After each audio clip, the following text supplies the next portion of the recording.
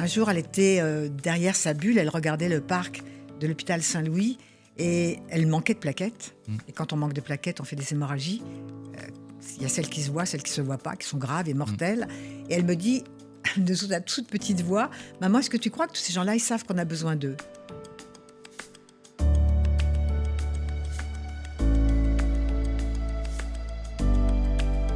Bonjour à toutes et tous, bienvenue pour ce nouvel épisode de Héros du quotidien, un podcast qui célèbre l'engagement, l'humanité et l'irréductible capacité de chacun à faire sa part. Merci de nous suivre pour ce nouvel épisode qui s'inscrit dans le Podcaston, une initiative internationale qui fédère des milliers de podcasts qui, au même moment, vont parler et soutenir une association pendant un mois. Et aujourd'hui, on va parler beaucoup de l'association Laurette Fugain, puisqu'on accueille sa fondatrice, Stéphanie Fugain. Bonjour Stéphanie. Bonjour Nicolas. Merci beaucoup d'être ici. Merci, c'est un plaisir. Tu es connue pour la première partie de ta vie professionnelle, avoir organisé, géré la carrière de Michel Fugain. Vous êtes restés plus de 30 ans mariés ensemble. Vous avez eu 3 enfants, dont Laurette, la deuxième, qui est décédée en 2002 d'une leucémie. Ce qui t'a amené à créer très rapidement l'association justement Laurette Fugain. On va beaucoup en parler aujourd'hui. Dans ce podcast, en général, je passe un peu de temps avec quelqu'un qui connaît bien l'invité. Ça m'aide à présenter justement la personne qui nous fait le plaisir et l'honneur d'être là. Merci beaucoup encore une fois. Et là, en l'occurrence, c'est Dominique Roussel. Ah oui. Qui a pu échanger un peu avec moi, qui est d'ailleurs aujourd'hui, si je ne me trompe pas, vice-président de l'association. Absolument. Que tu connais depuis un moment, depuis justement le début des années 2000.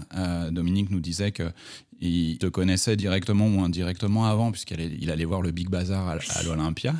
C'est marrant. Et puis, il a été beaucoup touché par la création de l'association, justement, Laurette Fugain. Et il t'a contacté pour voir comment il pouvait aider. Il travaillait dans l'industrie pharmaceutique, donc dans l'idée de voir comment, justement, cette industrie ou le monde de l'entreprise pouvait aider l'association à se développer. Et qu'est-ce qu'il nous dit, Dominique ? Alors, Dominique, il nous dit, Stéphanie, elle a tout simplement créé le modèle d'association de patients qui en a inspiré tant d'autres par la suite. Ce drame l'a propulsée sur le devant de la scène, mais elle n'a pas changé. Par contre, elle a appris scientifiquement, elle peut tenir une conversation avec un expert médical, un chercheur.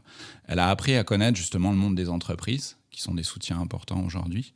Elle a appris à manager, parce qu'aujourd'hui, c'est des salariés et beaucoup de bénévoles, on va y revenir. Elle a appris à influencer, elle influence beaucoup. Elle est solaire, elle a une vitalité, une force qui rayonne.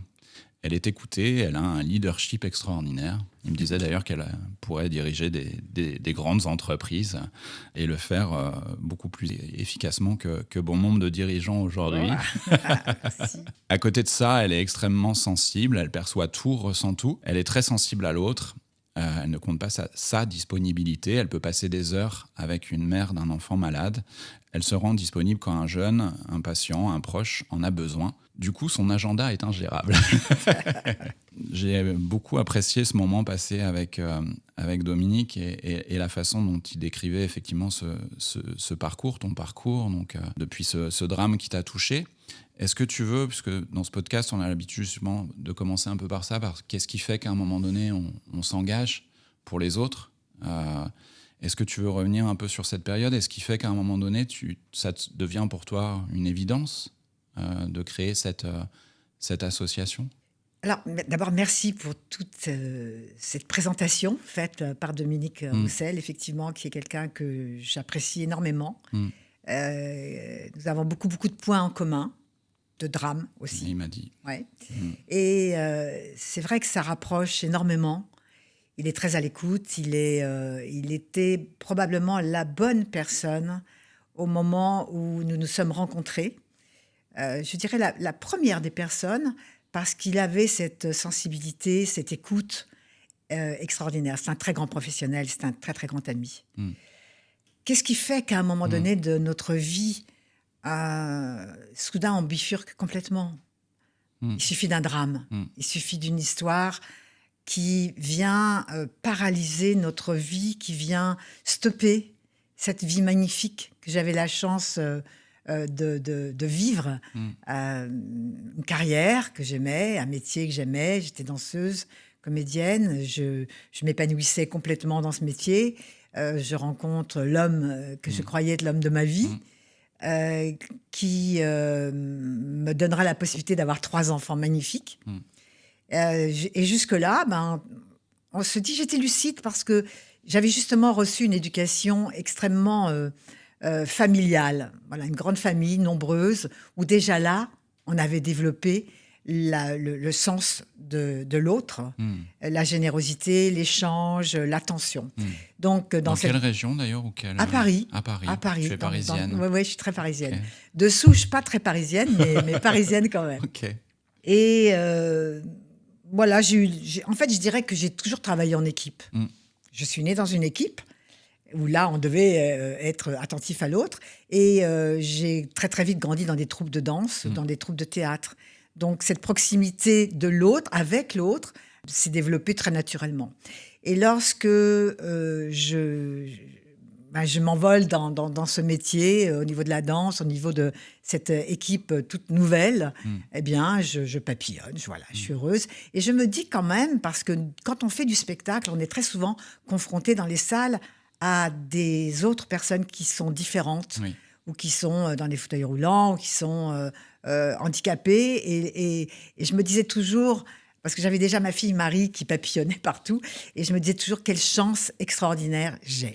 J'ai toujours apprécié et mesuré la chance que j'avais de vivre en étant aussi heureuse.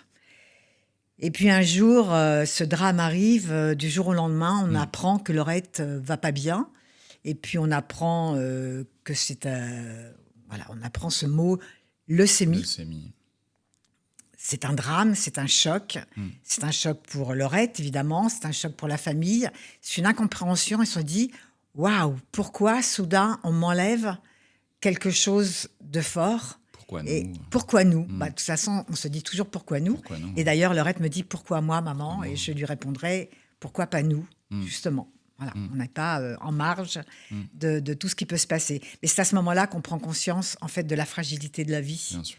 Et très, très vite, on va se redresser et on va se dire, on y va, parce que nous, on a toujours le combat chevillé au corps. Et on se dit, bon, il n'y a pas de raison, on va y aller. On savait que son type de leucémie n'était pas le bon. On savait que ça allait être très, très difficile et qu'on allait rentrer dans le dur. Et Laurette rentre dans le dur. Mais toujours avec cette petite dose de vie chevillée au corps qui disait, on va rire de tout. On va rire du jour où elle me dit, c'est toi qui vas me raser la tête. Difficile, mais on s'amuse avec tout ça. Et on va essayer de s'amuser de chaque moment au travers de la souffrance, parce que les traitements sont très violents, très forts, puis ça va très vite surtout. Et puis on sait aussi très très vite qu'il n'y a que 20% de chances de guérison de sa leucémie. Mais c'est pas beaucoup. Donc, c'est pas beaucoup, mais on s'y accroche. On s'y accroche, et là, à chaque fois, on refait vivre l'énergie, on refait vivre l'espoir. Tout le temps, l'espoir, l'espoir. Bon, malheureusement, elle va traverser son combat de façon difficile, avec très peu de sorties, avec quand même toujours cette... On y croit jusqu'au bout. Et d'ailleurs, il faut y croire jusqu'au bout. Voilà. Quand on est dans le combat, si on n'y croit pas, eh bien, on ne gagne pas le combat et on arrête avant la fin. Donc, on va s'accrocher en famille, avec tout ce que nous avons comme énergie, comme force, comme amour surtout, parce que c'est aussi l'amour qui mène ça. Je ne quitterai jamais Laurette, pas un jour, ou alors vraiment très succinctement pour aller voir mon fils qui était petit, Alexis, et je me dis que D'ailleurs, c'est assez incroyable parce qu'il s'est passé quelque chose que j'aime bien expliquer. À un moment donné, devant cette histoire, devant ce terrible drame qui nous arrivait, j'ai quelque chose de moi qui s'est mis en place. C'est une espèce de cassure en deux. C'est-à-dire, il y avait d'un côté la maman et de l'autre côté une combattante. J'ai découvert ça, en fait. Je ne savais pas quelles étaient mes ressources. Et là, la combattante, la maman était là pour les câlins, les bisous et pour être toujours présente et omniprésente. Et l'autre, c'était une guerrière que je découvrais. Une guerrière qui n'a jamais baissé la garde. La guerrière, c'est quoi? Elle va voir les médecins, Bah, en fait, on quitte même pas l'hôpital, hein. Ouais, c'est ça, En fait, ouais, alors ouais. elle n'est pas beaucoup sortie. Chaque fois Ouais. qu'on sortait, c'était 24 heures et on retournait vite à l'hôpital parce qu'il y avait quelque chose qui n'allait pas bien. Donc, on avait fait de l'hôpital notre maison. Et ça aussi, c'est important de le savoir. L'hôpital devient notre maison. Le lieu où on apprend des nouveaux mots, où on découvre des nouvelles têtes qui vont devoir devenir notre famille, le contact, les côtés rassurants aussi, parce que dans ces services qui sont très, très violents, on crée des histoires. Il y a beaucoup d'affects. Ça, on ne le sait pas non plus avant. Il y a beaucoup d'affects qui se créent. Et je l'ai d'ailleurs écrit après dans un bouquin qui s'appelait Derrière la blouse blanche. Et là, on décide que c'est notre maison. Donc, j'avais aucune raison de sortir de cette maison. Et puis, en même temps, comme ça, je ne ramenais pas des microbes extérieurs. Laurette a été extraordinaire, merveilleuse. On lui a appris malheureusement un jour qu'elle devait être greffée d'une moelle osseuse. Donc, je découvre ce qu'est un don de moelle osseuse également. Alors qu'avant, on avait découvert ce qu'étaient les dons de plaquettes sanguines qui faisaient défaut et qui mettent en péril la vie du patient. Nous étions une famille de donneurs. On savait très bien ce que c'était que de donner son sang. On avait grandi avec ces notions, avec ce partage que nos parents nous avaient inculqué. En revanche, les plaquettes sanguines, on ne connaissait pas du tout. Le don de moelle osseuse encore moins. Et là, on nous dit que donc Laurette allait être greffée d'une moelle osseuse. On allait typer son frère et sa sœur pour savoir s'ils étaient compatibles avec elle. Malheureusement, ni l'un ni l'autre ne va être compatible avec elle. Et là, c'est le parcours du combattant. Est-ce que quelqu'un a eu l'idée de s'inscrire sur ces fichiers de donneurs de moelle osseuse pour pouvoir peut-être un jour partager sa vie avec une personne non apparentée? Et ça va être très long, cette attente est très longue. Ça dure combien de temps? Je ne saurais même pas vous dire. Ça a été long. Okay. C'est long parce qu'en fait, chaque seconde est une seconde de vie qu'on doit protéger. Donc, de découvrir qu'il n'y a personne à proximité sur les fichiers, mais surtout de découvrir qu'il y a très peu de gens inscrits sur les fichiers de donneurs de moelle osseuse en France. Ouais, ce qui est quand même le combat de l'association aussi. Oui. Nous allons avoir la chance, au bout de, 15 jours, un peu plus, 23 semaines peut-être, d'attendre un donneur allemand, une donneuse, anonyme bien sûr, mais je saurais que c'est une donneuse allemande, où là nous trouvons le plus grand fichier de donneurs, parce qu'ils ont cette culture. Et c'était très touchant, parce que la moelle osseuse est arrivée avec un petit mot, toujours anonyme, et qui va devoir sauver Laurette. Et puis finalement, ça n'a pas fonctionné, parce que c'est pas non plus, ça marche pas à tous les coups. Et elle va nous quitter. Et à partir de ce moment-là, jusqu'à la dernière seconde, on n'y croit pas, je n'y crois pas, je ne l'accepte pas. Je suis presque même dans le déni, tout en étant convaincue qu'au regard des médecins, de ces silences qui sont profonds, je me dis qu'elle ne va pas gagner. Et voilà, elle nous a laissés, je dirais, sans vie. Parce qu'après un tel drame, c'est un séisme, il fallait intégrer l'idée que je ne verrais plus ma fille. Oui. Et puis, il fallait intégrer l'idée que tout ce que nous avions vécu en manque à l'hôpital, donc de ces fameuses cellules qui ne sont pas connues du public, eh bien, je ne pouvais pas imaginer que d'autres patients puissent vivre la même chose, que d'autres familles puissent vivre cette méconnaissance des citoyens à être donneurs. Et je le comprenais d'autant moins que j'avais grandi dans une famille de donneurs et que mon père avait eu cette bonne idée de nous dire... Aujourd'hui, c'est ta majorité, ça va être le plus beau jour de ta vie, je t'emmène avec moi. Magnifique. Voilà, l'éducation. L'éducation. Et effectivement, on a beau être une guerrière dans ces conditions, si effectivement il n'y a pas les dons nécessaires, on ne peut pas faire grand-chose, quoi. Et donc, du coup, la guerrière, elle décide justement de porter ce combat-là sur le long terme avec la création de cette association, c'est ça? Oui, très vite. Qui arrive assez vite, en fait. Oui, très vite, en fait. Alors, très vite, je suis morte. Et je peux pas... je suis morte. Oui. C'est-à-dire que d'abord, on ne réalise pas. Oui. On rentre à la maison, on quitte l'hôpital que je n'avais pas quitté pendant 11 mois. On repart avec les vêtements de son enfant et on est complètement anesthésié en fait. Il y a cette espèce de choses qui nous arrivent. On se dit c'est un cauchemar, c'est réel, c'est pas réel. Moi, je suis dans cet état-là, comme beaucoup d'ailleurs. On a du mal à accepter l'idée qu'on ne la reverra pas dans nos bras et chez nous. Et Laurette, pendant son combat, me dit un jour, lorsque je sortirai, je mènerai un combat pour que les jeunes sachent. Et en fait, cette phrase résonne toujours en moi. Il y a celle-ci, il y en a une autre. Un jour, elle était derrière sa bulle, elle regardait le parc de l'hôpital Saint-Louis et elle manquait de plaquettes. Et quand on manque de plaquettes, on fait des hémorragies. Il y a celles qui se voient, celles qui ne se voient pas, qui sont graves et mortelles. Et elle me dit, de sa toute petite voix, « Maman, est-ce que tu crois que tous ces gens-là, ils savent qu'on a besoin d'eux ?» Et voilà, ces 2 phrases qui ont marqué mon départ et qui m'ont fait dire, je ne peux pas rester sans répondre à ces questions. Je me suis retrouvée très vite après le au revoir à l'île de la Réunion, parce que mon mari chantait à la Réunion. Donc, je sais pas, j'ai une amie qui a tout organisé. On est parti. Et je me revois encore marcher sur cette grande plage. Et elle me disait, tu vas monter un combat, tu vas faire ce combat pour Laurette. Et moi, je lui disais, mais je suis morte, je pourrais jamais faire ça. Je pourrais pas, je suis incapable. Elle m'a dit, tu auras la force de le faire. Tu seras une grande empereur, empereur, allez, on va se dire comme ça. Et tu vas le mener, ce combat. Et en fait, à partir de ce moment-là, quelque chose d'autre encore est né. Et je me dis, je ne peux pas laisser les autres sans soutien. Voilà, l'association s'est créée avec les amis de Laurette, avec ma famille.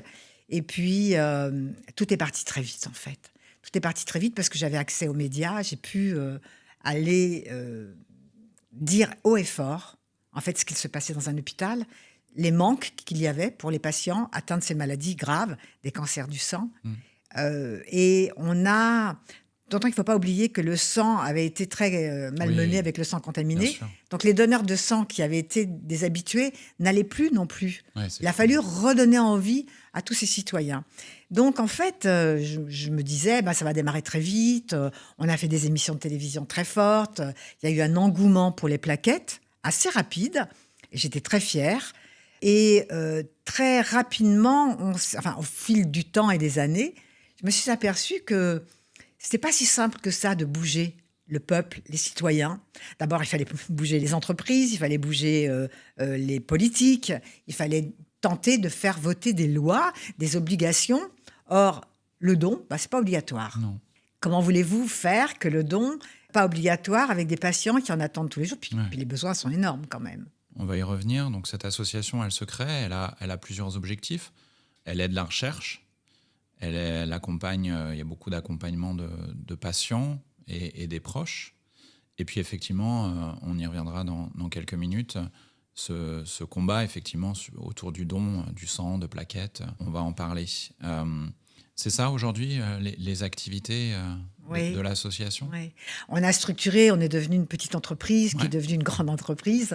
On a structuré parce que... Alors, au départ, on a commencé en ne parlant que des dons de vie.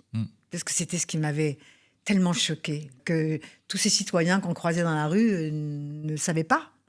Donc, on est parti sur les plaquettes. On a parlé des plaquettes, on a fait la marche des plaquettes. Et j'ai toujours eu à cœur de faire des mouvements festifs. Je me disais que la vie, c'était aussi ça, et c'était avant tout ça. Voilà, perdre un enfant, c'est inimaginable, mais qu'on ne peut pas venir parler en pleurant de choses aussi graves. Donc moi, je voulais donner de l'espoir aux patients qui regardaient les émissions. Je voulais dire que ce qu'on pouvait faire, c'était gai, c'était donner la vie. Qu'est-ce qu'il y a de plus beau que de donner la vie, la maintenir, y participer, voilà, sous quelque forme que ce soit, parce qu'il y a beaucoup de gens qui ne peuvent pas faire d'enfants, mais qui peuvent participer à donner la vie à quelqu'un d'autre. C'est magique, je trouve. Donc oui, notre première mission, ça a été autour des dons de vie. Et très, très rapidement... Parce qu'il y a le don du sang, mais effectivement, il y a le don des... C'est vrai, c'est fou l'ignorance qu'il peut y avoir autour de ce sujet-là. Oui. Donc encore aujourd'hui. Encore aujourd'hui, on va y revenir. Après, Et malgré effectivement tout le travail que tu peux faire, toi, par exemple, et d'autres, et l'Établissement français du sang, il y a le don du sang, il y a le don des plaquettes. Alors, c'est un don un peu plus long. Enfin, on vous prend votre sang, on garde les plaquettes, on vous... Oui, il faut l'expliquer, bien sûr. On vous réinjecte votre sang. Alors, c'est un don qui est un peu plus long. Je ne sais plus, c'est 1h30. C'est un peu plus d'1 heure, oui, pour être tranquille. Ouais, voilà, c'est ça. Mais peut-être, pardon, excuse-moi, il faut peut-être expliquer pourquoi à quoi servent-ils ces dons. Bon, alors, le sang, on connaît bien le sang complet, ça sert à toutes les opérations et les accidents et puis les maladies. Le don de plaquettes, les cellules plaquettes sont des cellules qui sont contenues dans la moelle osseuse, dans le sang, donc dans la moelle osseuse, et qui permettent la coagulation du sang. Donc ça, on s'en soucie pas. On s'aperçoit simplement que quand on se pique, tiens, il y a un truc qui, hop, là, et puis ça cicatrise. Ce sont nos petites plaquettes qui sont là pour stopper le saignement. Et puis, tout ça, et puis le plasma, qui est aussi très, très utile dans beaucoup de fabriques de fabrication de médicaments. Dans tous les cas, ça dure pas très longtemps. Non, ça dure pas longtemps. Ça fait pas très mal, ça picote une demi-seconde. Ça dure pas longtemps à prélever. Oui. C'est rien sur une vie. Sur une Mais c'est vie. surtout que ça ne dure pas longtemps non plus pour les conserver. Donc, il faut des donneurs de plaquettes tout le temps, non-stop, toute l'année. Ça va vous prendre 1 heure de votre temps, aller 2 heures, le temps d'y aller, de prendre une petite restauration. Et puis, ça se passe dans des conditions fantastiques, avec du personnel très agréable. Donc, n'ayez pas peur, même si vous avez peur de la piqûre, de la prise de sang. Dites-vous bien que tous ces enfants qu'on pique, et je parle des enfants, parce qu'un enfant, ça pourrait être à la limite plus inquiet qu'un adulte qui peut raisonner, eh bien, tous ces enfants qui sont piqués en permanence disent tous « même pas mal ». Voilà, donc Oui, moi oui. j'ai envie de dire même pas mal. Et puis effectivement, c'est vrai qu'on l'entend souvent, effectivement, j'ai peur des Les piqûres. piqûres, Mais le jour où on a besoin d'une transfusion, oui. on va pas dire non, j'ai peur des J'ai piqûres. peur des piqûres, c'est ça. C'est ce qu'on va recevoir un jour. Parce que normalement, on devrait tous être amenés un jour, plus ou moins jeunes, à peut-être d'abord à se faire une prise de sang pour un contrôle, tout Ouais. simplement. Hein, à être sûr que la santé est bonne. Et ça, c'est extrêmement important, je le recommande. Et c'est vraiment rien, quoi. C'est vers le temps de la petite l'aiguille. Et puis, il y a aussi pour les très, très, très, très grands fragiles. Et je dis les très, très grands fragiles parce que souvent, les hommes ont davantage peur à la fois de la piqûre et à la fois de voir le sang couler. Hein, parce que nous, les femmes, on est habitués depuis notre plus jeune âge. Voilà, il existe une petite crème qui s'appelle Emla. C'est joli, non? Oui. Emla, c'est une petite crème, vous la mettez là et vous ne sentez même plus la piqûre. Après, ça va très, très vite. La moelle osseuse, c'est peut-être un peu plus lourd. C'est différent. Et là aussi, c'est important de savoir pourquoi on va rechercher une moelle osseuse. Donc, dans ce type de maladie, parce qu'il y en a d'autres aussi, où on va devoir changer l'usine, donc la moelle osseuse, qui fabrique nos cellules sanguines et qui est défaillante. Voilà, quand aucun traitement n'a fonctionné, on se dit on change la moelle osseuse. Pour autant, il faut trouver un donneur. On va donc d'abord chercher dans la fratrie, frères et sœurs, issus des mêmes parents, pour avoir les mêmes cellules. Et c'est 1 chance sur 4 d'être compatible, c'est-à-dire c'est pas beaucoup. Oui. Et sinon, sur un fichier international sur lequel des personnes ont eu conscience et connaissance de ce don qu'on pouvait faire, c'est-à-dire c'est juste une inscription sur un fichier sur lequel vous êtes inscrit. Peut-être que vous ne correspondrez jamais à personne parce que votre type HLA, votre carte d'identité tissulaire est unique, logiquement, mais il se peut qu'au bout du monde, quelqu'un ait les mêmes compatibilités que la vôtre.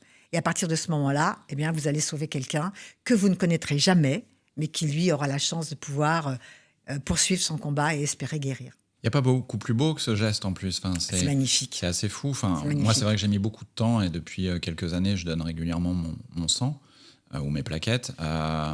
Et on se sent bien, en fait. Alors après, il faut dire aussi que tout le monde n'est pas en capacité de le faire, mais de toute façon, c'est des choses qui sont vérifiées. Mais pour tous les autres qui peuvent le Mais faire. il y en a beaucoup, et c'est une grande majorité qui sont en capacité de le faire. Fait.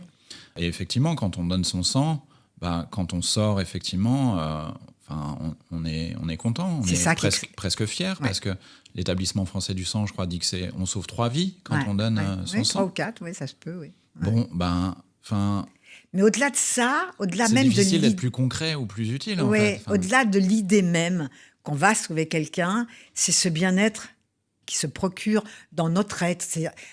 J'ai donné mon sang très, très, très, très longtemps, jusqu'à l'âge interdit, où c'était plus possible. Et chaque fois, je ressortais, j'avais le sourire, et je me disais, il y a quelqu'un qui va se retrouver avec mes cellules. Voilà. Ne serait-ce que ça. Symboliquement, c'est fou. Mais bien sûr, se dire qu'on n'a pas besoin de faire des choses exceptionnelles, c'est juste tendre son bras et se dire, je le partage, je l'offre à quelqu'un. Alors, je réfléchis beaucoup effectivement à la façon dont notre société pourrait être plus solidaire. Et pour moi, je vois plein de choses qui se font, plein de projets. Mais je ressens vraiment intérieurement que ce don du sang est quelque chose de central, parce qu'effectivement, symboliquement, c'est quelque chose d'assez fabuleux. Et effectivement, j'ai du mal à comprendre pourquoi, alors qu'encore une fois, des associations, on va y revenir, comme la tienne, font des choses formidables justement pour sensibiliser. J'ai du mal à comprendre pourquoi la société s'embarque pas de ce sujet-là. Je n'ai jamais vu un politique, par exemple, dire je sors d'un don de sang. Je crois, Nicolas, qu'il y a quelque chose qui... Moi, je fais partie de cette autre génération d'il y a très, très longtemps.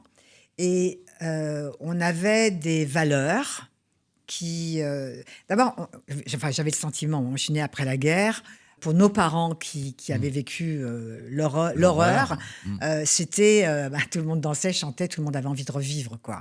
Donc j'ai eu cette chance de vivre dans cette époque joyeuse malgré tout. Et les petites choses simples étaient... d'abord, ils savaient ce que c'était que de partager à l'époque, parce qu'il fallait sauver des vies. Et ces petites choses-là, on ne se posait pas de questions. On y allait, c'était comme ça. Ça faisait partie de l'éducation. Ça faisait partie de l'éducation à l'école, ça faisait partie de l'éducation dans les familles. Or, il se trouve que le temps passant, les préoccupations de nos vies, la façon dont les gens vivent, l'espèce de repli sur soi, parce que cette société, elle est violente quand même. Elle est violente. On a poussé les gens à s'isoler, alors que logiquement, on devrait continuer de s'ouvrir. Je voyais il y a quelques jours à la télé comme ça, des cafés qui se recréent. Des cafés musique, voilà, des cafés dans lesquels on va boire et on chante. Et les clients qui viennent vont aller manger, mais ils savent qu'ils vont chanter. Ils finissent tous debout et ils chantent tous ensemble et il y a de la joie.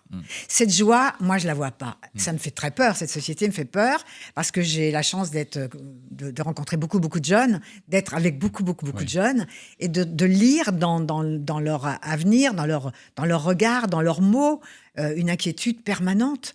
Il y a ceux qui ont fait des grandes études, ceux qui n'en ont pas fait, mais qui se retrouvent toujours quasiment à la même porte. Il faut être très, très ingénieux maintenant pour essayer de se sortir de quelque chose. Mais des fois, je leur dis, mais c'est pas aussi compliqué que ça, peut-être. Peut-être que repartons à la base, essayons de recréer des mouvements de rencontre, de bonheur, d'échange. Se mettre en mouvement. Qu'est-ce qu'on peut faire ensemble ? Qu'est-ce qu'on peut faire ensemble ? Parce que c'est simple, c'est pas si compliqué que ça. On croit que la solidarité, c'est... voilà. Mais non, c'est très simple. Et c'est intéressant ce que tu disais, parce que c'est vrai que j'ai vu que les résistants, justement, de la Seconde Guerre mondiale, disaient qu'il y avait de la joie dans la résistance. Toujours. Voilà. Oui. Et on a oublié ça, et le fait de résister, en tout cas de se mettre en mouvement, de trouver des solutions face à des enjeux, des combats qui sont pas faciles aujourd'hui, c'est évident. On est dans une société, c'est dur. Mais pourquoi est-ce que cette société est si dure ? Parce qu'on a accepté aussi, collectivement, beaucoup de choses qui ne devraient pas exister. On a accepté de s'isoler dans beaucoup de domaines, y compris dans le travail, y compris... moi, je sais que les vies professionnelles ont toujours été difficiles pour beaucoup. On parlait des petites gens qui étaient boulangers, qui avaient des métiers difficiles, mais ils y allaient avec le cœur, ils étaient enthousiastes, ils étaient heureux de le faire. Là, on a banalisé tout. Mais en fait, je trouve que rien n'est de côté.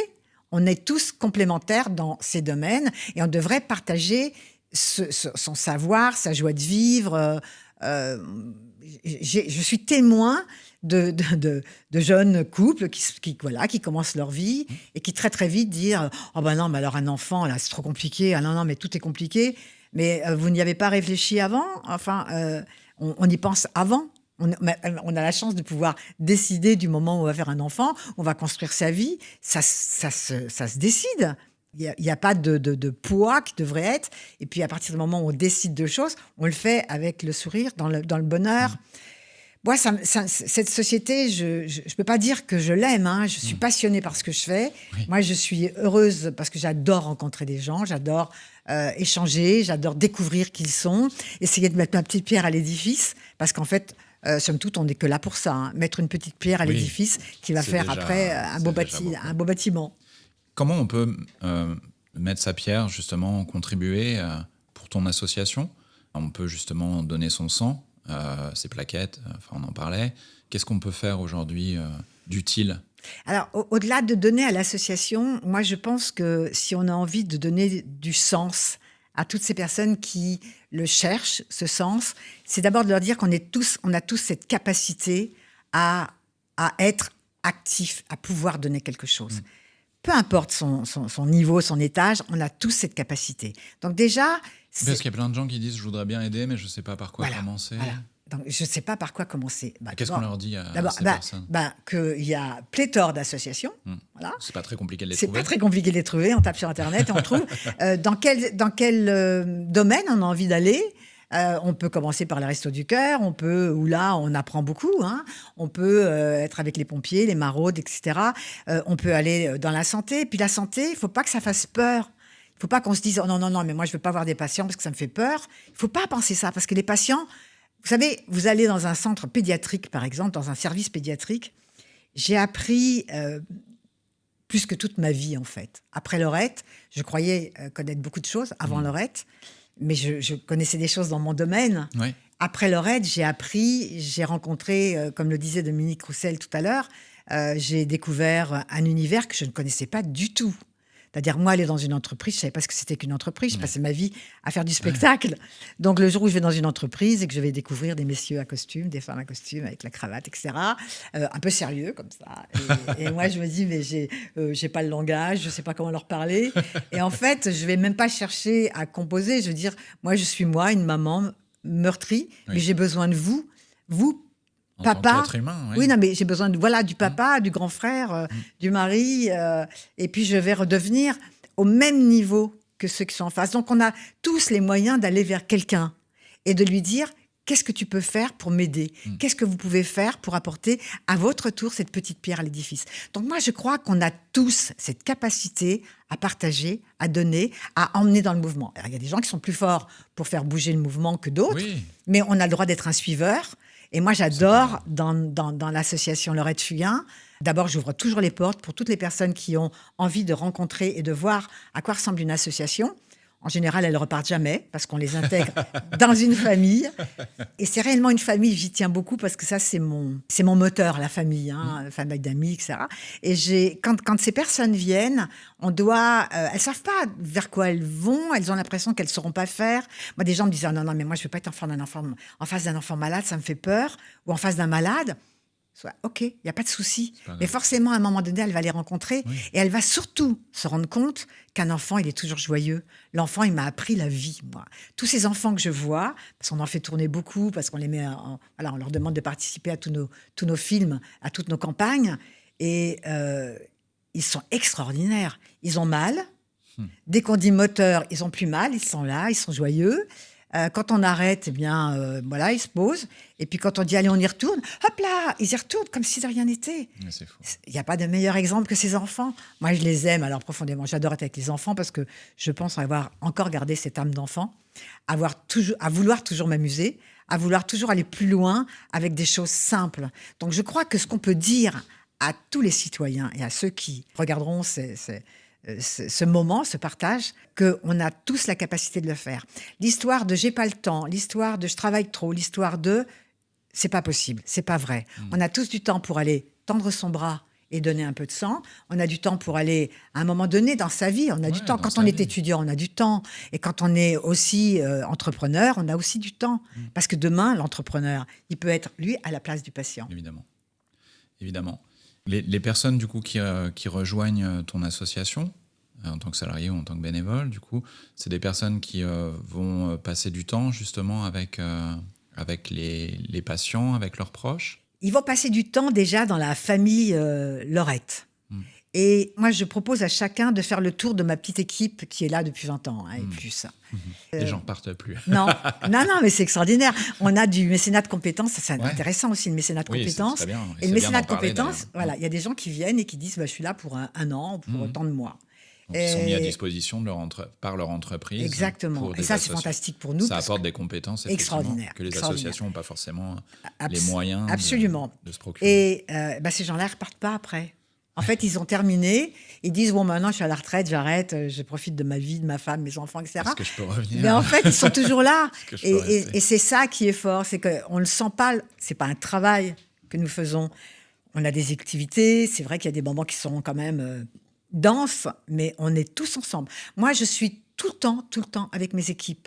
Quand on fait un événement où on va devoir porter des barrières, des machins, du matériel, etc., je suis toujours avec tout le monde. Si on termine exceptionnellement à 2h du matin parce qu'on a besoin de redémonter, je suis là jusqu'au bout, je suis tout le temps avec les équipes. Et ça, il n'y a pas de présidente ou de sous-présidente. Il n'y a personne, c'est une famille, tout le monde est ensemble. Et si vous voulez réussir à mener ce genre de combat, ce genre d'histoire, c'est en étant coude à coude. Parce que c'est vrai qu'il y a des moments qui sont plus difficiles que d'autres. Quand on a accompagné un enfant et qu'on sait que cet enfant, malheureusement, il a perdu son combat ou qu'il rechute, à chaque fois, on est touché. Ça ne veut pas dire que nous soyons obligés de porter le drame, mais on est touché et on se rapproche de la famille, on se rapproche des frères et sœurs qui sont profondément malheureux aussi. On se rapproche des familles, des parents et on impulse encore du sourire et de la joie. Et les enfants vont jusqu'au bout. Moi, j'ai eu un jour une expérience incroyable avec une petite Constance que je porterai dans mon cœur jusqu'à la fin. C'était ma première expérience. Parce que je m'étais dit qu'après Lorette, je voulais jamais revoir des enfants malades. Oui. Je m'étais dit ça. Ça a été très, très vite.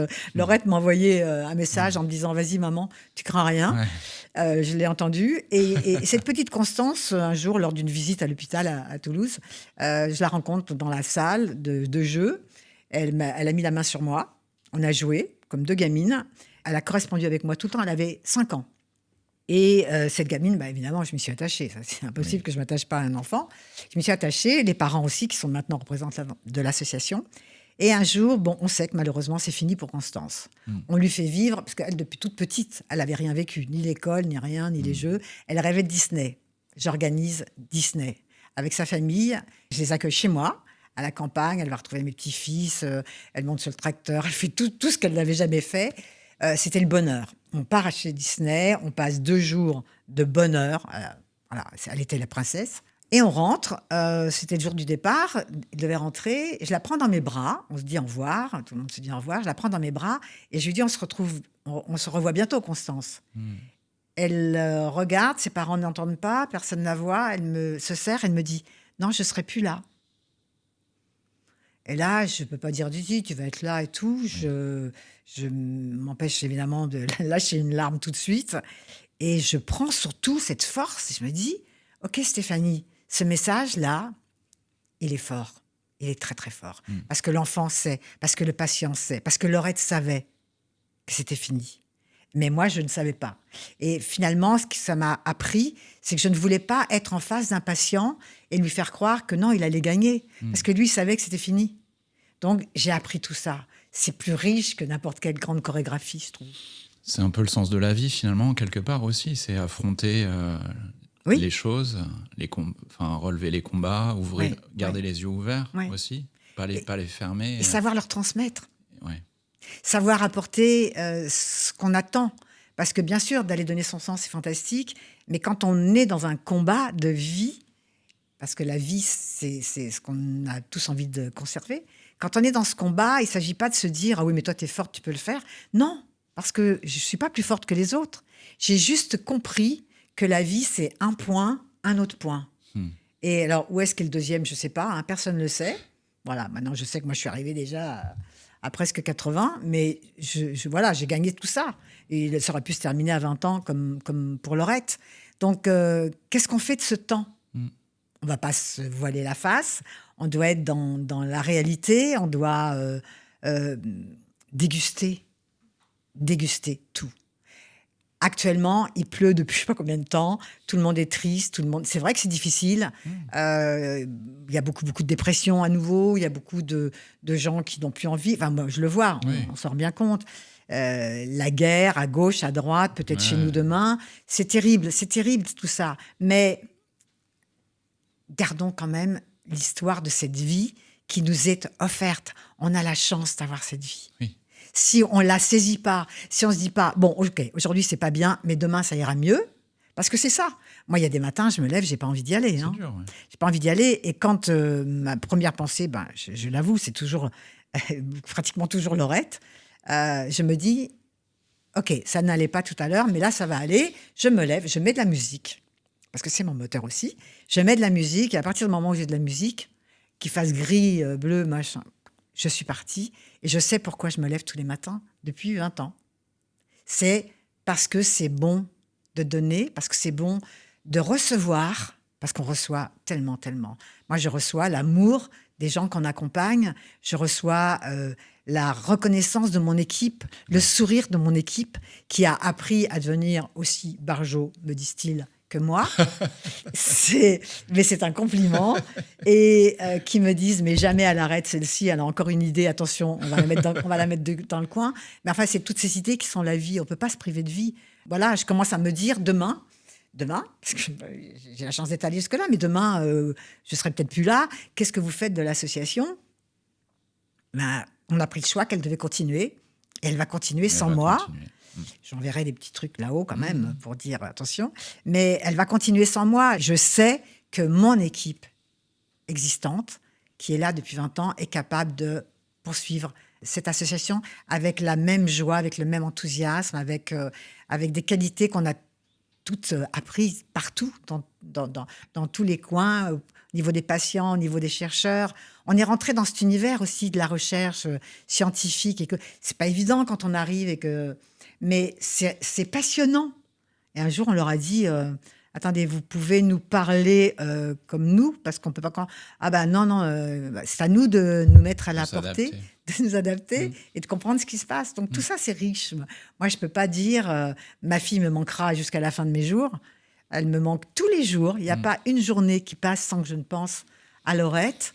Et je dis tous les jours merci, Laurette, de ce que tu m'as fait découvrir. Merci beaucoup Stéphanie pour tous ces messages très forts.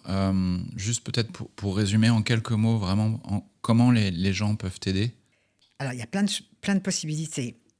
En devenant bénévole, faisant du mécénat de compétences dans leur entreprise. Bénévole, c'est justement passer du temps avec Oui, c'est passer du temps, les patients, c'est donner le temps que chacun peut donner. Oui. Donc, il y a 1000 choses à faire. On n'est pas obligé d'aller visiter les patients. On peut être organisateur, on peut être dans une équipe. Il y a beaucoup d'événements de sensibilisation, par exemple, c'est ça ? Oui. On est beaucoup dans les écoles, beaucoup dans les entreprises, sur les dons de vie, sur la conscience, en fait, de ce que nous sommes capables de faire pour toutes les personnes qui n'ont pas encore pointé l'utilité. Et ça se passe plutôt bien à chaque fois parce que les gens disent « Ah, mais je ne savais pas, je découvre ». Donc ça me fait juste un peu mal au ventre. C'est fou. Parce que je me dis « Oui, ça fait plus de 20 ans qu'on est là et qu'on fait beaucoup d'émissions, qu'on a fait beaucoup de choses. » Donc, comment est-ce qu'on peut s'engager ? Voilà, c'est un peu réveiller la tête de tous. Il y a 1000 choses à faire. On ne veut pas aller voir les malades, on ne va pas les voir, mais on est acteur d'un événement qui se construit, on est preneur d'idées, on a toute l'année. On est sur le terrain, toute l'année. Et vraiment, on peut arriver de n'importe quel univers professionnel. Je n'ai pas connu quelqu'un qui ne trouve pas sa place. J'ai des gens qui sont passionnés par la photo. Eh bien, ils viennent faire des photos quand on est sur des événements. Il est passionné par la comptabilité. Ben, il va pouvoir donner... Mais en fait, ils ne viennent même pas rechercher ce qu'ils pratiquent dans leur métier. Oui. Ils viennent découvrir autre chose. Donc, c'est enrichissant. Je connais personne chez Laurette Fugain qui s'ennuie, en fait. Donner de l'argent aussi, évidemment. Ah oui, mais alors ça, j'allais y arriver quand même. Je suis réservée pour la fin. Ouais. C'est faire un don, c'est être adhérent à l'association. Adhérent, c'est 25 € par an. Ah, évidemment, c'est difficile pour certaines personnes, mais voilà, on est adhérent. On rentre dans une famille, on s'y intéresse. On peut faire un don, on peut, pour tous ceux qui peuvent, avant la fin de l'année, aller faire un très beau don pour pouvoir aussi profiter de la défiscalisation. Mais enfin, c'est pas que ça qui est intéressant, mais ça peut intéresser aussi les gens. Parce qu'en général, en fin d'année, c'est le moment où les gens se réveillent. Qu'est-ce qu'on peut faire d'autre ? On peut faire tout, en fait. Il n'y a pas de petites choses. On peut faire tout. On peut déjà rejoindre une équipe qui avance et qui est très enthousiaste. Donc, c'est soutenir les patients, c'est une chose. Il faut avoir reçu une formation. Accompagner les familles, les diriger, les aider quand on reçoit beaucoup de familles qui sont complètement touchées, qui ne savent pas ni leurs droits, ni rien. On a un avocat, on a un juriste, on a des personnes qui sont toujours là pour vous répondre. Ce qu'on peut dire aux gens, c'est effectivement aller au moins voir les associations, frapper à la porte. Oui, vous avez des gens quand même qui souvent vont essayer de comprendre comment vous voulez vous impliquer et qui vont trouver une façon de vous impliquer dans le fonctionnement. C'est découvrir en fait un univers qui est somme toute très professionnel. Oui. Une association. Alors, nous, parce qu'on a vraiment professionnalisé notre histoire, parce que sinon on ne peut pas, à un moment donné, on est un peu coincé. Mais il y a plein de petites associations qui se contentent simplement de dire moi, je vais apporter des jouets dans le service où ma fille a été soignée, ou apporter des dons dans ce service-là. C'est très bien aussi. Ça reste à une petite échelle, c'est très, très bien. Là, par exemple, on réalise depuis 2 ans, on organise un événement qui s'appelle Septembre en Or. Septembre en Or, c'est un très, très gros événement qui porte les cancers pédiatriques. Pourquoi ? Parce que, alors j'ai un peu honte de dire ça, mais c'est vrai, malheureusement, les enfants ne sont pas forcément la priorité de nos politiques. C'est-à-dire que les cancers de l'enfant touchent moins d'enfants que les cancers du sein ou du pancréas. Donc, c'est une niche. Mais ce sont des cancers qui sont rares. Ce sont des cancers qui touchent nos enfants. Et quand c'est le nôtre, on n'est pas très content de savoir que rien ne se fait. Donc là, on va travailler et on va mettre en avant très fort cette cause des enfants.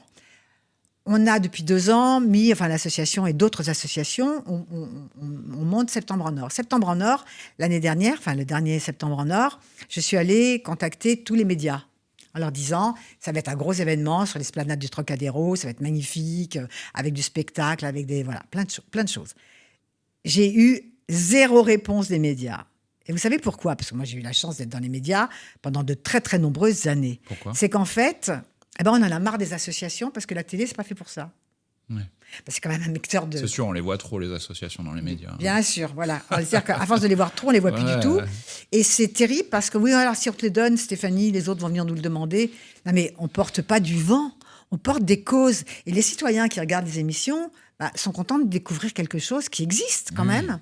Et puis c'est l'histoire de ce podcast, c'est Voilà. fou à quel point justement les associations, mais de façon générale les personnes qui s'engagent pour les autres sont peu présents dans les médias, alors que ceux qui attisent il y a de moins en moins de place, ceux qui détruisent, ils sont présents en permanence. Quoi. Il faut faire pleurer, il faut montrer la guerre, il faut montrer tous ceux qui se trucident à coups de couteau, de pistolet, de machin. Alors ça, c'est vraiment, il y en a plein. D'ailleurs, c'est ce qui désespère les citoyens. Et ça contribue à ce désespoir. Oui, vraiment. Donc moi, je trouve qu'au contraire, mettre quelque chose de joyeux, de mettre quelque chose de positif. Récemment, il y a eu dans l'émission C'est à vous une jeune femme qui venait de perdre son mari d'un cancer du cerveau. Elle était extraordinaire, elle était forte, elle était pétillante, elle était effondrée évidemment, mais elle était forte. C'est une leçon de vie, de courage.